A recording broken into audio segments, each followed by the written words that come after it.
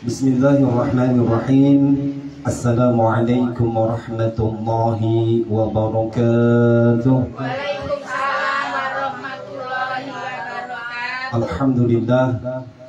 Alhamdulillahilladzi bi ni'matihi tatimmus shalihat. Wassalatu wassalamu ala sayyidis sadat wa ala alihi wa ashabihi wa man tabi'ahum bi ihsanin ila yaumiddin. A'udzu billahi minasyaitonir rajim. Subhanaka la 'ilma lana illa ma 'allamtana innaka antal 'alimul hakim. Rabbi shrah li sadri wa yassir li amri wahlul 'uqdatam min lisani yafqahu qawli. Puji dan syukur marilah kita panjatkan kepada Allah Rabbun Ghafur. Alhamdulillah pada kesempatan sore hari ini, hari Rabu, udah masuk kita kepada bulan Dzulqa'dah atau lebih kita kenal dengan bulan Hafid. Senin, Selasa, Rabu, tanggal 3 Dzulqa'dah 1444 Hijriah, atau dikenal juga bulan ini dengan sebutan bulan Hafid. Mudah-mudahan langkah ibu-ibu, pengorbanan ibu-ibu, perjuangan ibu-ibu untuk sampai di sini Allah Subhanahu wa taala catatkan sebagai catatan amal kebajikan. Amin ya Allah ya rabbal alamin. Baik ibu-ibu jemaah yang insyaallah dimuliakan Allah Subhanahu wa taala, sebelum kita ngaji masuk kepada materi, alangkah lebih baiknya marilah kita berdoa kepada Allah Subhanahu wa taala, bil khusus untuk orang tua kita masing-masing. Semoga yang masih hidup orang tua kita Allah Subhanahu wa taala panjangkan usianya, disehatkan jiwa raganya, diberikan kemudahan kelancaran di dalam setiap urusannya, baik urusan dunia terlebih lagi urusan akhirat. Dan apabila orang tua kita sudah meninggal dunia, berada di alam barzah sekarang, mari kita doakan semoga almarhum almarhumah orang tua kita, suami kita, sahabat kerabat yang telah terlebih dahulu meninggalkan kita, guru-guru kita, dan juga sahabat kerabat yang telah meninggalkan kita, semoga Allah Subhanahu wa taala mengampuni dari segala dosa-dosanya, menghapus segala kesalahannya, dan semoga Allah Subhanahu wa taala menempatkannya di tempat yang semulia-mulianya. Ala hadhihi niyya wa ala kulli niyatin salihah wa ila hadratin Nabil Mustafa Rasulillah Muhammad sallallahu alaihi wasallam wa kafatil anbiya'i wal mursalin wal malaikatil muqarrabin wa ali kullin wa ashabi kullin wa ila abina adama wa ummina hawa wa man tanassala bainahuma ila yaumiddin. وثم إلى أرواح آبائنا وأمهاتنا وجدادنا وجدتنا ومشايخنا ومشايخات وإلى أرواح جميع المسلمين والمسلمات والمؤمنين والمؤمنات من مشارق الأرض إلى مغاربها في برها وبحرها من يمينها إلى شمالها khususan ila arwahi. Silahkan ibu-ibu sebutkan almarhum-almarhumah yang ingin diberikan ihdaul thawab pada kesempatan sore hari ini. Thumma ila arwahi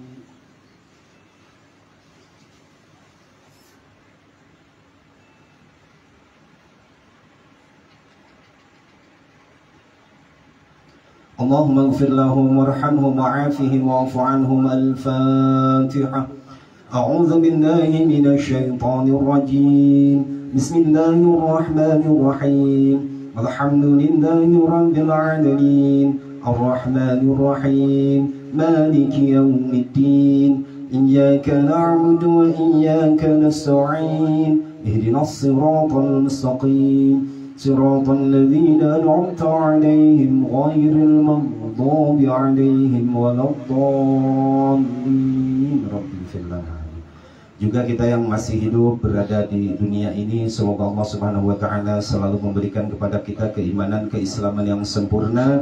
Semoga kita selalu diberikan kesehatan jiwa dan raga, diberikan kemudahan kelancaran di dalam setiap urusan kita, baik urusan dunia terlebih lagi urusan akhirat. Semoga rumah tangga yang sedang kita jalani masing-masing, Allah Subhanahu wa taala jadikan rumah tangga kita sakinah, mawaddah warahmah, rumah tangga yang benar-benar menjadi ladang subur untuk bercocok tanam amal kebajikan. anak cucu keturunan kita. Semoga Allah Subhanahu wa taala jadikan anak-anak yang salih dan juga salihah. Yang sedang menuntut ilmu, semoga Allah Subhanahu wa taala berikan ilmu dan pemahaman yang sempurna, ilmu yang banyak dan juga bermanfaat. Anak-anak kita yang belum mendapatkan pekerjaan atau jalan usaha, semoga Allah Subhanahu wa taala berikan pekerjaan atau jalan usaha yang terbaik. Anak-anak kita yang belum dapatkan jodoh atau pasangan, semoga Allah Subhanahu wa taala cepat memberikan jodoh atau pasangan yang terbaik. Yang sedang sakit ya. Waalaikumsalam warahmatullahi. Sebelah sana Bu ya. Sebelah sana.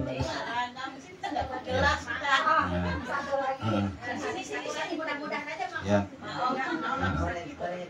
Yang sedang sakit, semoga Allah Subhanahu wa taala cepat berikan kesembuhan, kepulihan, lebih sehat, lebih pulih daripada sebelumnya.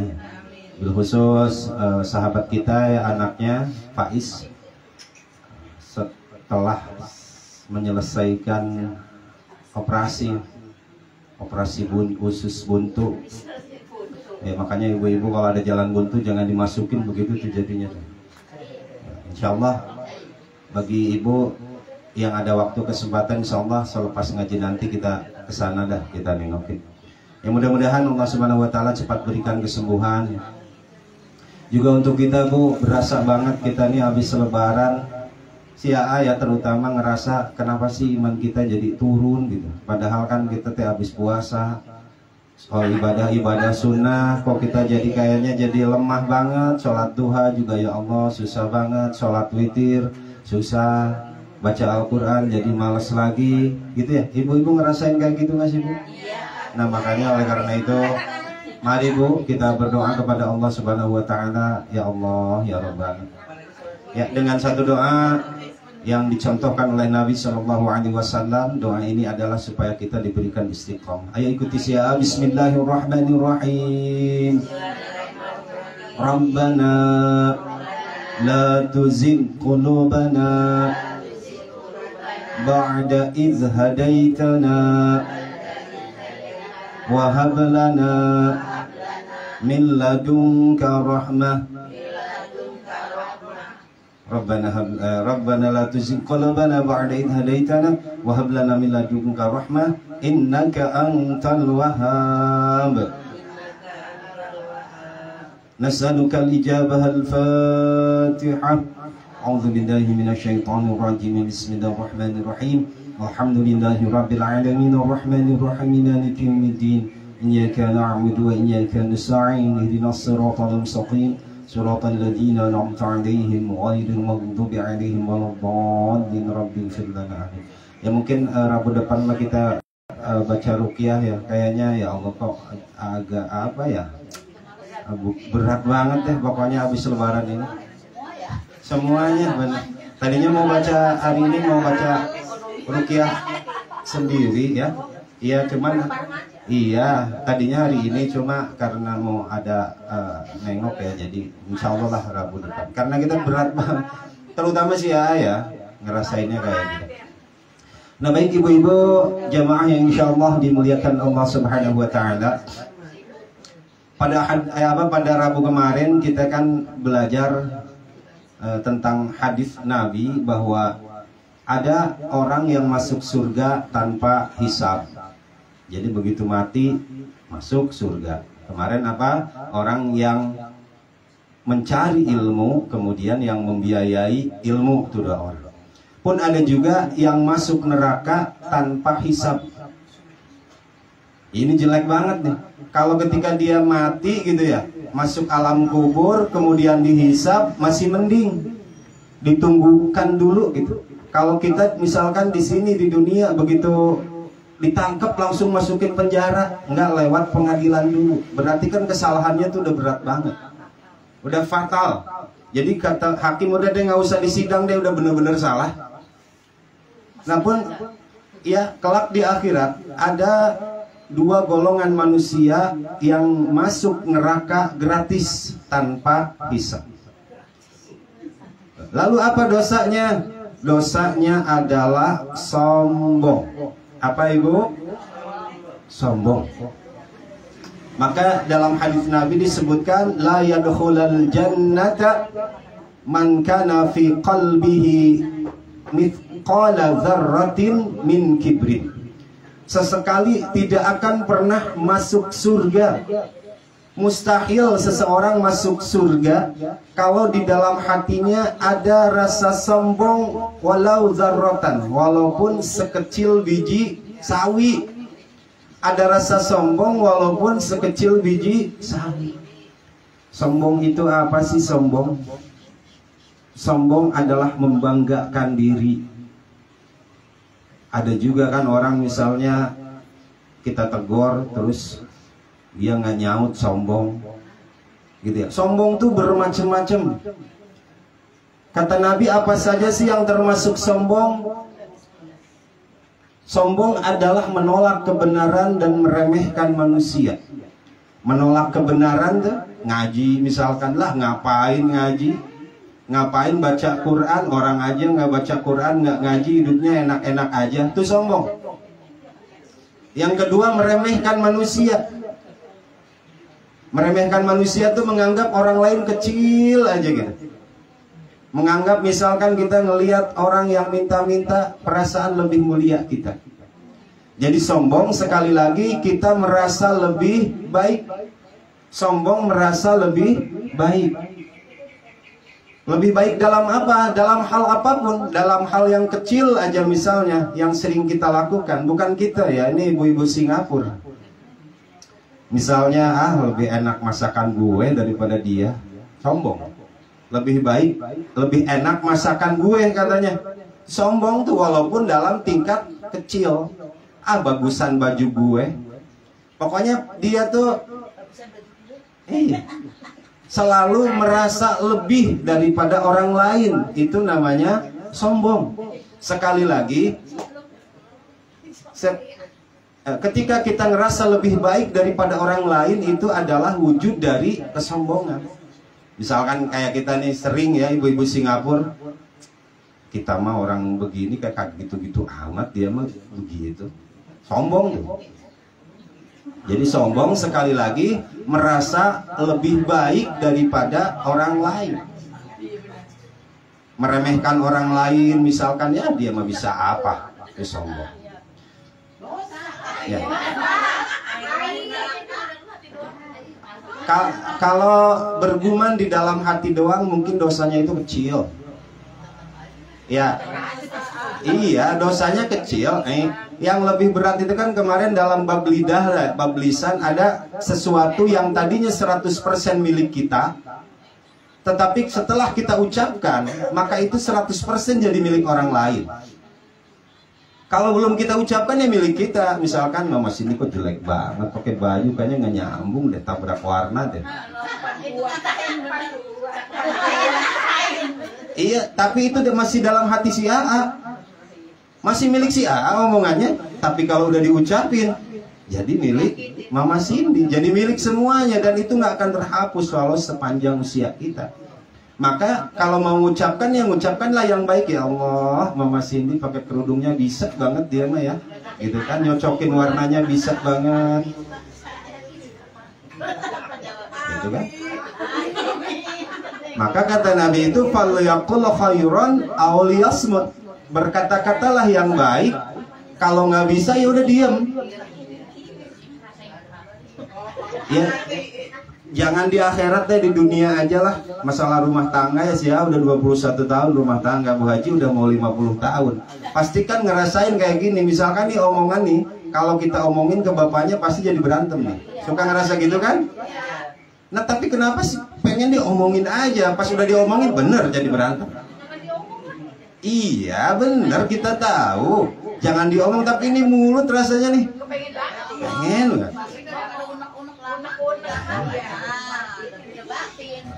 Gitu.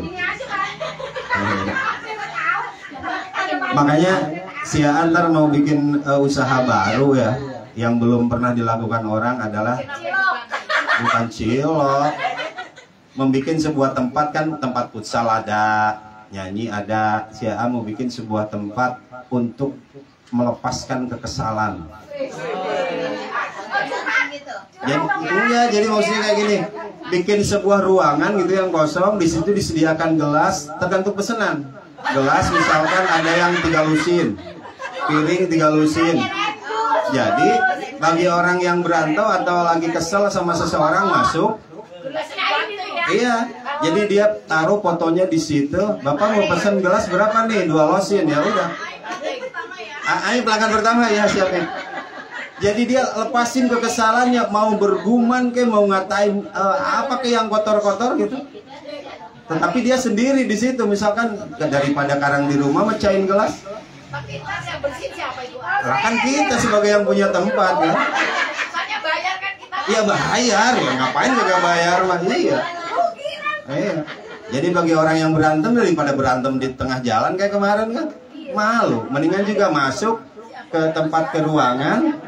Ada tak kemarin masuk ke ruangan misalkan sendiri, jangan sama pasangannya. Kalau dia lagi kesel udah omel-omelin aja dia, lempar ke sama itu kan.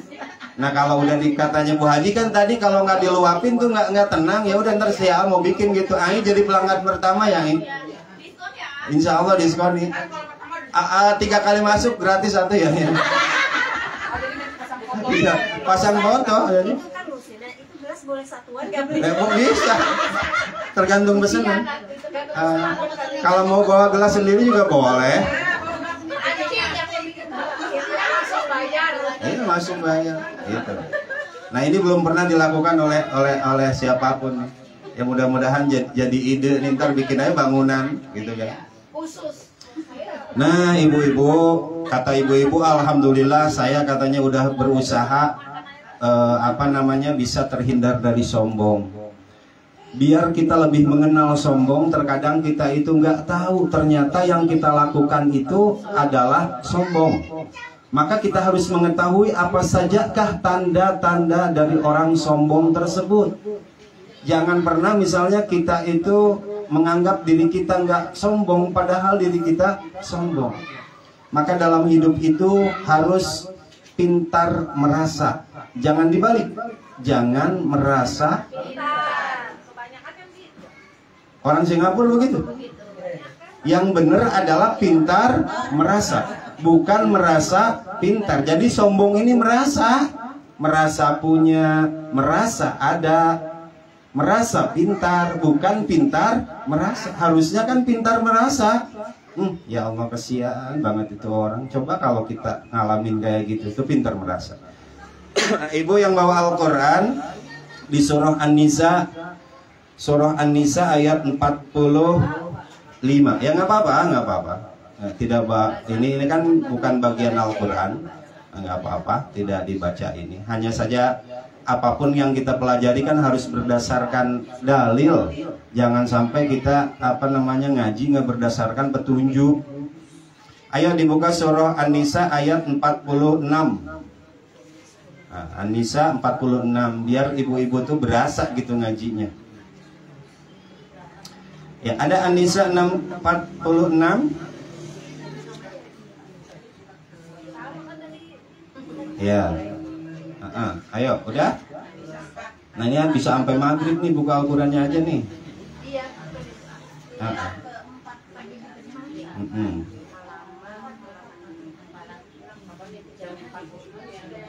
Wa'budullaha ada 46 teh is wa'budullaha wa la tusyriku ada 46 ya. Anissa coba sini teh maaf. An-Nisa ini Al-Maidah tuh An-Nisa ya. Ayat 46 kan ya Pak Ustaz? Iya. Minallazina itu ya Pak Ustaz awalnya ya. Salah kali, maaf ya salah. 36 maaf, salah lihat. 36. 35-nya lah, 35-nya. 36. Ada? Wa'budullaha wa la tusyriku ya. Nah, kita langsung aja ke ujung ayatnya, ke penggalannya. Ya betul, itu tuh setelah wakaf. Ayo kita baca. A'udzu billahi minasyaitonir rajim. Bismillahirrahmanirrahim. Innallaha la yuhibbu man kana mukhtalan fakhura. Ada Bu? Akhirnya ya. Ya, ayo. Innallaha la yuhibbu man kana mukhtalan fakhura. الذين يبخلون ويأمرون الناس بالبخل ويكتمون ما آتاهم الله من فضله وأعتدنا للكافرين عذابا مهينا. Gitu ya. Coba Ibu dilihat Al-Quran yang apa ketika kita ngaji Al-Quran itu, setelah kita baca minimalnya kita artikan. Ada? Innallaha, ayo. Innallaha la yuhibbu man kana mukhtalan fakhura. Allah Subhanahu wa taala sangatlah tidak suka kepada seorang hamba yang membanggakan diri dan sombong. Jadi Allah Subhanahu wa taala itu sangat tidak suka kepada orang yang membanggakan diri dan sombong. Lalu apa sajakah tanda-tanda dari kesombongan itu? Mudah-mudahan ini tanda-tandanya ada 4, tidak ada pada diri kita ya, satupun. Yang pertama, alladzina yabkhaluna wa ya'muruna an-nasa bil bukhl. Adalah orang-orang yabkhaluna, yang pelit.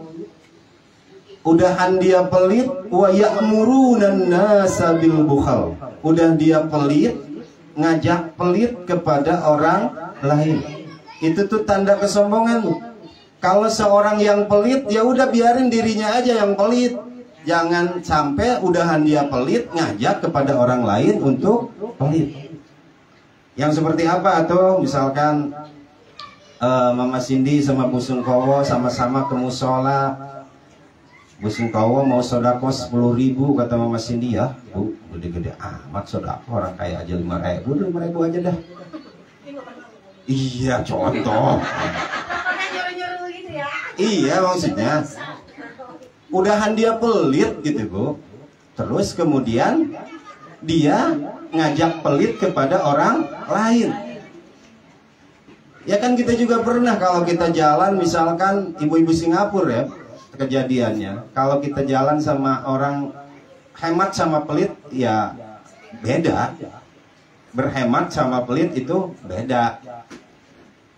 Pokoknya kalau berteman sama orang pelit ya pasti dia akan ngajak pelit. Kemarin waktu ngaji di Umi ya malam Jumat kemarin, bahwa segala sesuatu akan bisa kalau kita latihan. Ibu-ibu pengen kaya? Pengen atau gitu Bu? Pengen kaya nggak? Masuk ke Ragunan Bu. 10.000 juga insya Allah kaya Ibu. Kaya apa? Kayak apa aja ya. Jadi kalau pengen kaya kita harus latihan. Ibu pernah latihan kaya nggak Bu? Apa latihan kaya kemarin? Latihan kaya itu apa? Memberi. Latihan kaya itu sodakoh. Nah kalau kita pengen kaya ya rajinin sodakoh. Karena hakikat dari kaya itu adalah memberi, miskin menerima. Kaya itu tangannya di atas, miskin itu tangannya di bawah. Al-yadul ulya khairu min yadis sulfa. Tangan di atas lebih baik daripada tangan di bawah. Maka hakikat dari kaya itu adalah memberi. Jadi kalau kita pengen kaya kudu latihan. Latihan apa? Latihan memberi. Kalau pengen kaya harus sodakoh. Kalau kita kan kebalik, ibu-ibu Singapura mah, ya Allah, kalau maksud saya tercapai, ntar saya mau sodakoh. Maksudnya tercapai dulu, baru sodakoh. Padahal kata Nabi, man arada ayyuqdiya hajatuhu falyuqaddim hadiyatuha. Siapa orang yang maksudnya pengen cepat hasil, pengen cepat dikabul, maka falyuqaddim hadiyatuha. Dahulukan dulu hadiahnya, sodakohnya. Jadi maksudnya belum kesampaian, sodakohnya udah duluan sebagai persekot, sebagai DP gitu kan. Maka sodakoh itu dari belum hasil maksud sampai hasil maksud. Jangan sampai kita sodakoh nunggu kalau maksud kita udah hasil.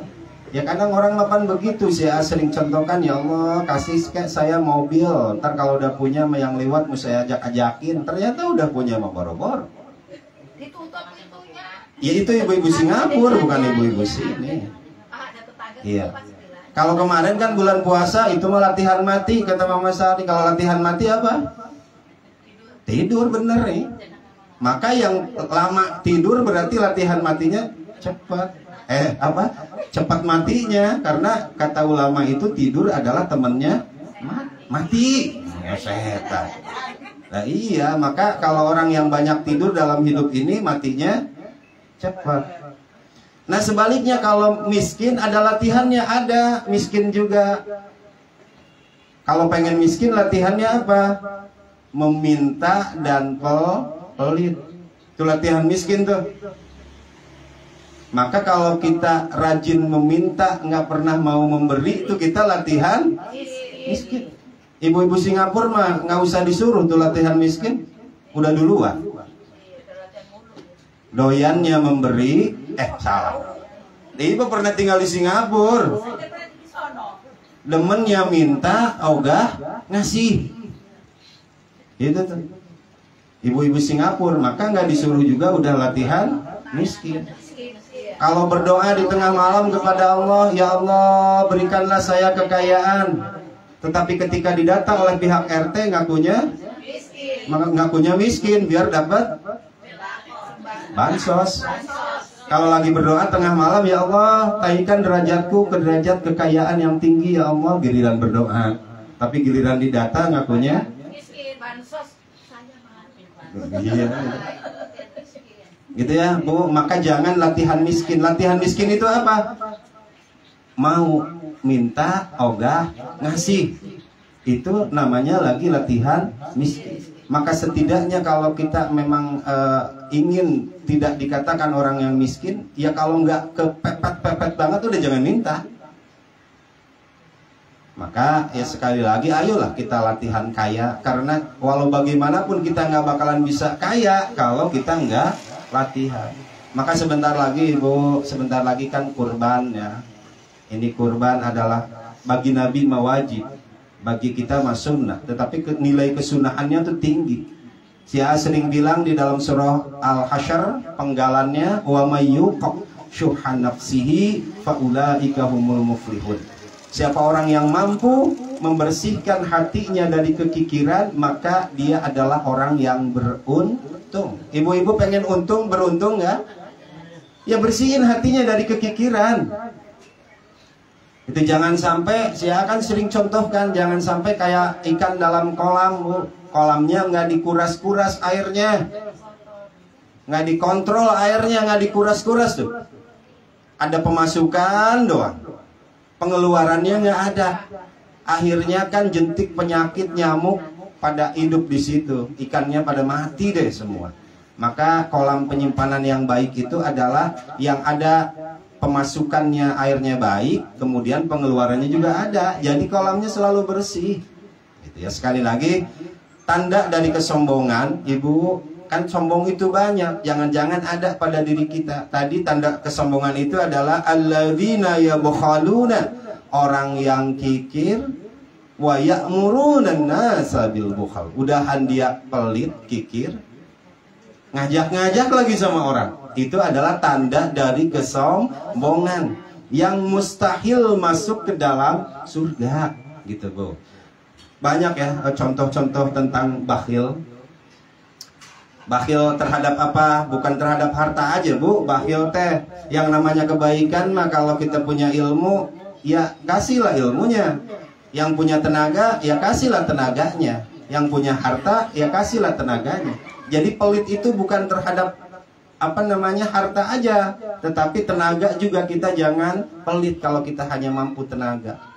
Gitu kan, kemarin saya contohkan ya, lihat bude mah ada orang lagi hajatan ya bantuin. Nggak pelit terhadap tenaganya. Maka apa yang dialami bude jarang sakit tuh bude mah.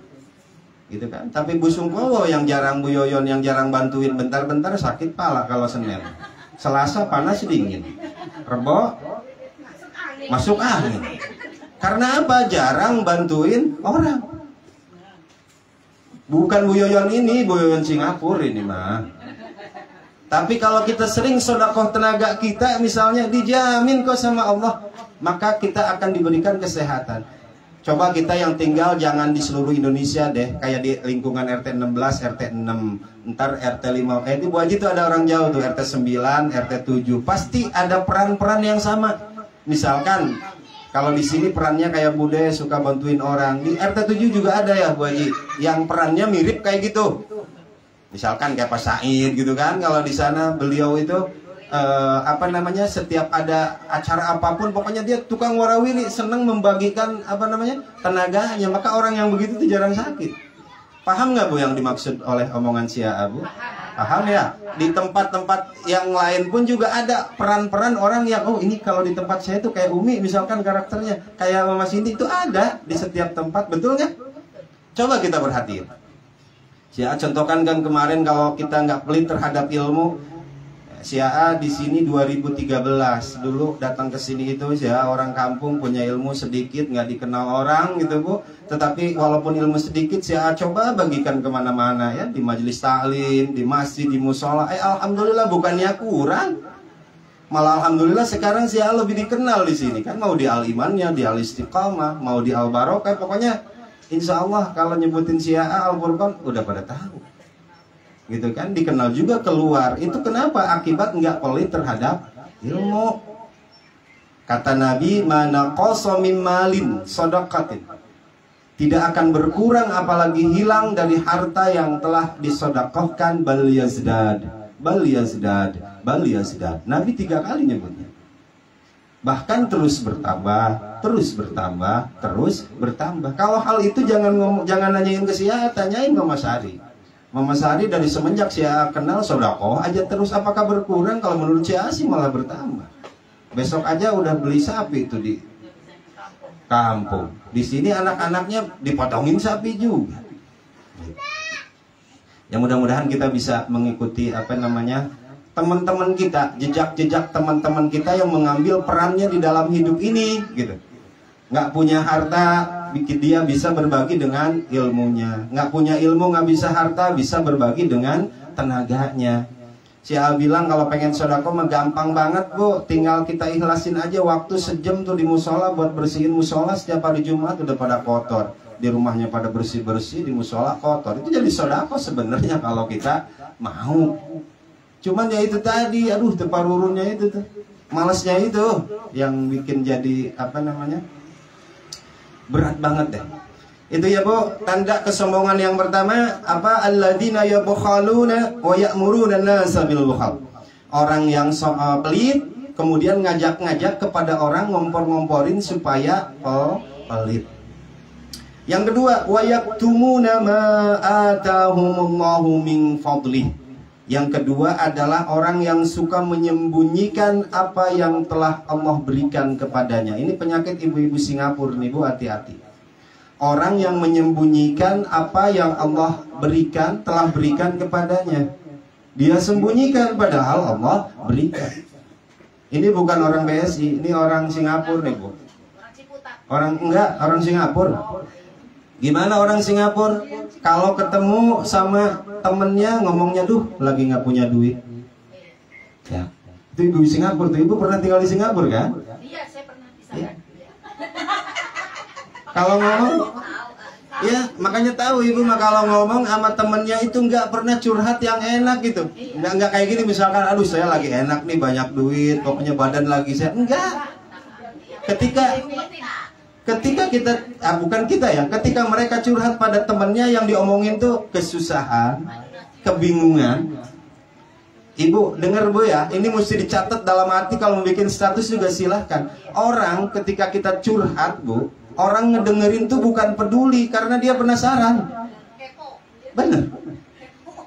Bu Sungkawa curhat sama Mama Cindy, bukan Mama Cindy mau peduli, karena Bu Sungkawa penasaran.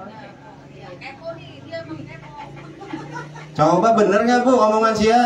Rata-rata tuh begitu. Cuma memang kabar baiknya perempuan kalau udah diungkapkan agak sedikit plong hatinya.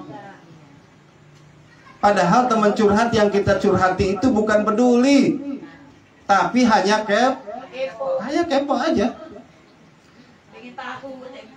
Nah, jadi sekali lagi tanda kesombongan yang kedua adalah wayaktumuna ma atahumullahu min fadlih. Dia pandai menyembunyikan apa yang telah Allah berikan kepadanya. Kalau ngomong nggak punya duit, padahal di dompetnya ada duit. Nah iya, ya bilangnya jangan nggak punya duit dong. Nah kalau itu lebih apa? Lebih enak. Ya. Juga nih dengerin si AA. Bener tuh Mama Sari. Gara-gara dari omongan kita Bu, itu jadi dosa. Kalau kita nggak megang duit bener. Sama si AA contohkan kemarin waktu pengajian di Tasik ya, si AA ngisit sama materi ini. Ini ada beberapa teman yang menyaksikan sama. Ibu-ibu Singapura juga sama tuh penyakitnya kayak gitu. Ketika dia mau kondangan, Teh Iis, Bu Yoyon, Bu Haji semuanya mau kondangan atau mau lebaran, ngomongnya duh nggak punya baju mau kondangan tuh ibu bisa ngangkut. Bener nggak Bu? Bener? Ya Bu, mau jalan-jalan belum punya baju yang inilah, bajunya yang pantas apa? Kalau orang Singapura begitu, ya. Singapura. Padahal Bu, kalau Teteh ngomong kayak gitu, misalkan nggak punya sendal mau kondangan, si mau keluarin mau sik-sik tuh sendal biar ditolak. Gak punya baju katanya mau kondangan, itu tuh wayaktumuna ma atahumullah. Dia menyembunyikan apa yang telah Allah berikan. Baju banyak, salah ngomong ternyata. Yang jadi dosa itu salah ngomong. Coba kalau ngomongnya gitu, pengen nambah sendal, udah nggak jadi dosa, bener nggak? Bener, pengen beli sendal baru, nggak jadi dosa. Ya enggak lah, selama ini Bang Sini beli baju diomelin nggak? Oh. Saya tuh sebulan baru keluar dari rumah, umpetin dulu. Waduh, masih ditiru nih Bu nih. Iya, dimarahin dulu. Ditipin dulu di temen, kagak ditipin. Wah, kalau ditipin di temen itu teknik Teteh. Ini sama. Ya makanya bukan tidak boleh Bu, yang salah itu adalah omongan kita. Terkadang kita itu suka pengen menyembunyikan apa yang kita punya. Padahal kalau dipikir, kita curhat sama teman nggak punya duit, misalkan, emang ketika kita ngomong nggak punya duit, teman mau ngasih nggak? Ya enggak. Ngomong kita sedih, iya bener ketika ngobrol mah kayak peduli, padahal itu cuman kepo aja. Oh begitu toh? Iya. Ketika kita misalkan ngomong sama teman nggak punya duit, kita ngomong aja nggak bakalan dikasih, tapi ngapa sih mulut kita nih pengen aja ngomong kayak gitu. Jadi sekali lagi benar kata Mama Sari tadi ya, Sia juga ilmu baru buat Sia bahwa salah ngomong itulah yang bikin jadi dosa. Kadang kita, lagi nggak punya duit, itu tuh dosa tuh. Yang benar adalah nggak megang, ya emang nggak dipegang duitnya di dompet. Tapi kebanyakan orang bahasanya bukan nggak megang duit, nggak punya duit ya. Tuh. Jadi bagaimana tuh jalan yang terbaik untuk kita mau punya duit, mau nggak punya duit, udah jangan ngomong aja. Selamat dong kita. Gitu Bu. Jadi sekali lagi tuh, kalau kita selalu ngomong nggak punya baju nih mau kondangan, nggak punya sendal nih mau jalan-jalan, itu termasuk orang sombong Bu. Harusnya gimana? Ya tadi kalau mau pengen beli sendal baru, pengen beli baju baru tuh nggak dosa, wajar dong dia punya duit beli baju baru, nggak dosa. Nabi juga tidak melarang seseorang bergaya gitu kan. Kalau memang dia tidak sombong, maksudnya tidak ingin menyombongkan diri, pakaian bagus, sendal bagus, silakan kalau mampu beli. Cuman yang jadi dosa itu adalah ucapan kita Bu. Ngomongnya nggak punya baju, padahal lihat itu di lemari udah menot, pokoknya mah itu teh. Kalau dibikin rendang, di lemari udah penuh dia masih beli.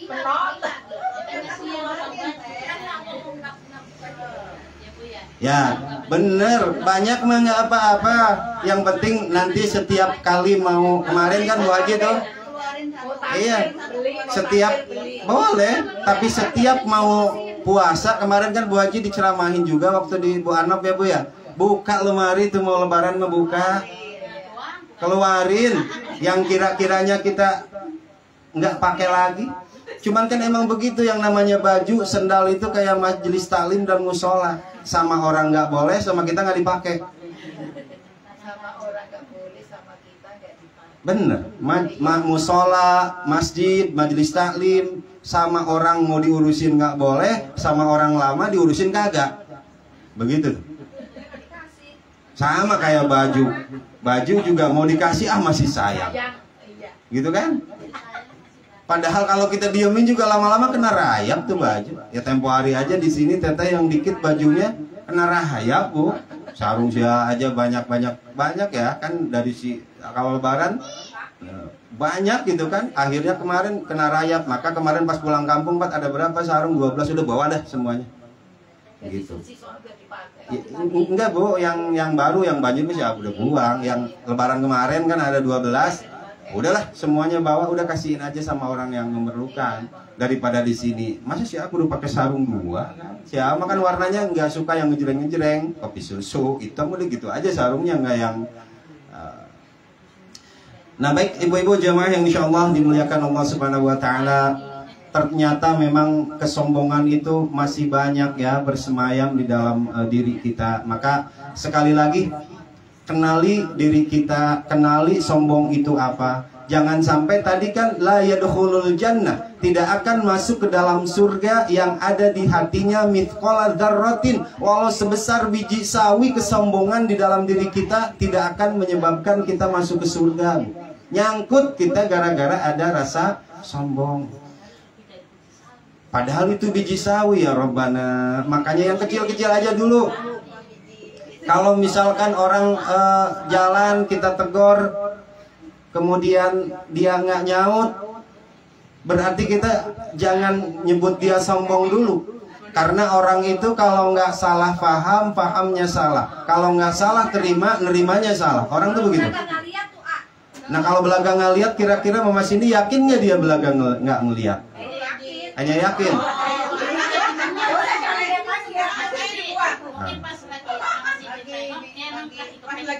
Iya, benar. Kan kalau nggak salah paham, pahamnya salah. Mungkin dia lagi baluweng, pikirannya lagi kacau balau, mungkin kemudian orang negor.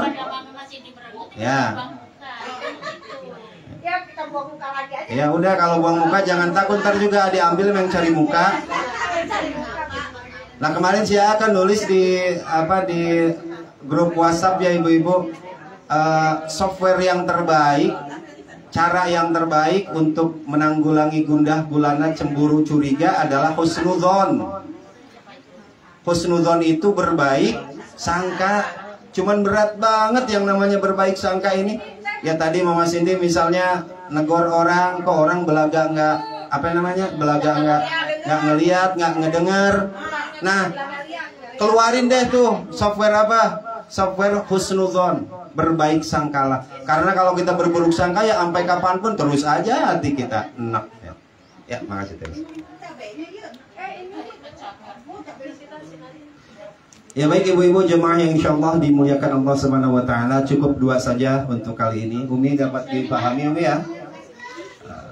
Ada yang mau ditanyakan? Ya. Begitu ya, tanda kesombongan itu ada 4 di dalam surah An-Nisa ayat berapa tadi? 36, 37. Ada 4 tetapi kali ini baru kebahas 2. Tadi yang pertama apa? Alladzina yabkhaluna wa ya'muruna bil bukhal. Alladzina yabkhaluna nas wa ya'muruna bil bukhal. Yang pertama tanda dari kesombongan adalah kikir, pelit, nggak mau berbagi dan ngajak kepada orang lain untuk pelit. 1. Yang kedua, alladzina yaktumuna ma atahumullahu min fadli. Orang yang selalu menyembunyikan apa yang telah Allah karuniakan kepadanya. Maka oleh karena itu, kalau misalnya kita nggak pengen jadi dosa, udah jangan ngomong deh. Mau punya duit, mau nggak, udah diem aja udah. Bener, makanya si teteh kalau sama si A minta emas, ya udah si A diemin aja. Oh iya. Maka teteh mah dapat emas mulu.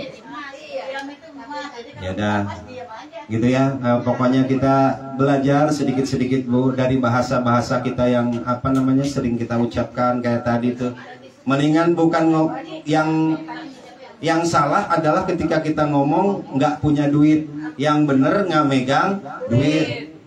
Yang salah itu bukan nggak punya baju dan sendal, yang bener mah pengen nambah baju. Itu bukan nggak punya baju tapi pengen nambah baju. Maka gantilah bahasa kita Bu.